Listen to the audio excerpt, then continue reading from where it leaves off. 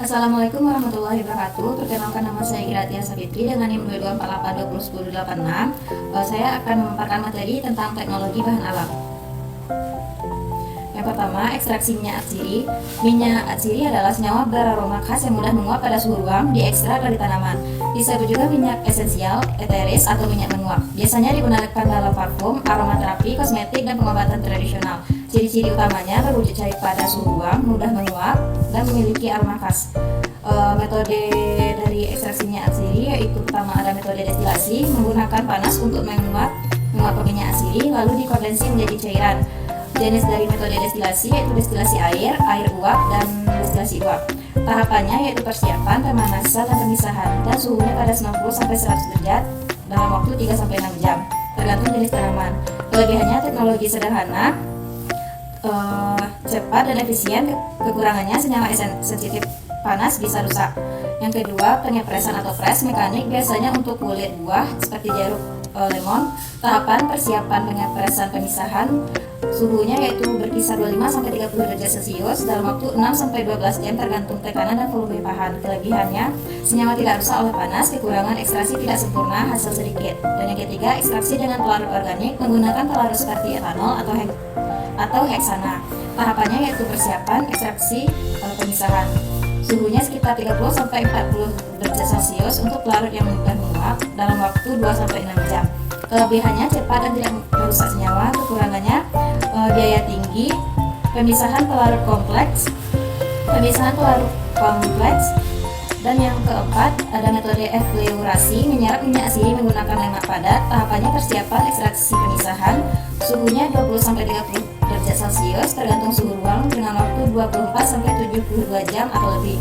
Kelebihannya tidak merusak senyawa sensitif dan kekurangannya sangat lambat dan pemisahan sulit. Yang kelima, maserasi lemak panas. Bahan tambahan direndam dalam lemak hangat. Tahapannya persiapan, ekstraksi, pemisahan dengan suhu 50-60 derajat Celcius dalam waktu 12-24 jam. Kelebihannya teknologi sederhana dan kekurangannya resiko degradasi senyawa karena panas. Selanjutnya ada vaksinasi. Vaksinasi adalah proses pemisahan ekstrak menjadi fraksi-fraksi berdasarkan sifat kimia seperti kepolaran. Tujuannya untuk mendapatkan fraksi aktif atau senyawa murni dari campuran. Metode vaksinasi yaitu ekstraksi cair-cair menggunakan dua pelarut yang tidak saling larut, misalnya air dan etil asetat. Suhunya 20-30 derajat Celcius dalam waktu 30 menit sampai 2 jam per fraksi.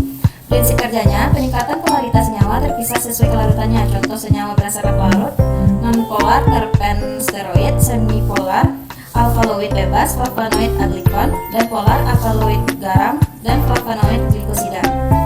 Selanjutnya dengan cara kromatografi, memisahkan senyawa berdasarkan afinitas terhadap fase diam dan fase gerak. Suhunya umumnya suhu ruang 25 derajat Celcius dalam waktu 15-60 menit per pelarut atau kolom.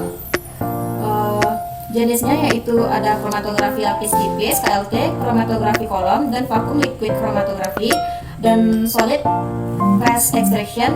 Kelebihannya cepat, efisien dalam jumlah kecil. Kekurangan tidak untuk senyawa folat.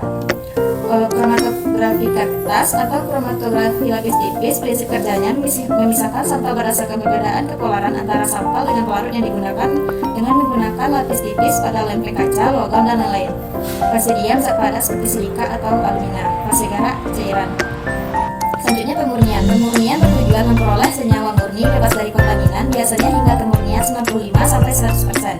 Metode pemurnian yang pertama ada kristalisasi, melarutkan senyawa padat dalam pelarut panas lalu didinginkan, dan dapat dilihat suhu, waktu, dan kelebihan dan kekurangan dari pemurnian.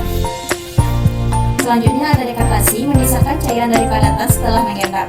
Dapat dilihat juga suhu, waktu, kelebihan, kekurangan dari metode dekantasi. Dan selanjutnya ada tahapan sublimasi. Sublimasi senyawa padat langsung berubah menjadi gas lalu dikondensasi. Dapat dilihat juga suhu, waktu, kelebihan, kekurangan dari metode sublimasi. Selanjutnya komputasi bahan alam. Komputasi bahan alam adalah penerapan teknologi komputer untuk membantu proses pencarian, analisis, dan prediksi aktivitas senyawa alam dalam rangka penemuan obat atau identifikasi senyawa bioaktif. Aplikasi komputasi bahan alam yang pertama ada database tanaman obat, merupakan kumpulan data digital berisi informasi tentang tanaman obat, senyawa aktifnya, struktur kimia, serta aktivitas farmakologisnya. Yang kedua ada prediksi aktivitas. Prediksi aktivitas digunakan untuk digunakan untuk memprediksi aktivitas senyawa berdasarkan struktur kimianya. Selanjutnya, molecular docking. Molecular docking adalah metode simulasi komputer yang digunakan untuk memvisualisasikan dan menghitung bagaimana suatu senyawa ligan berikatan dengan target biologis, biasanya protein. Yang keempat, mempercepat proses penemuan dan seleksi obat baru. Dengan dukungan komputasi, peneliti dapat menyaring ribuan hingga jutaan senyawa secara virtual untuk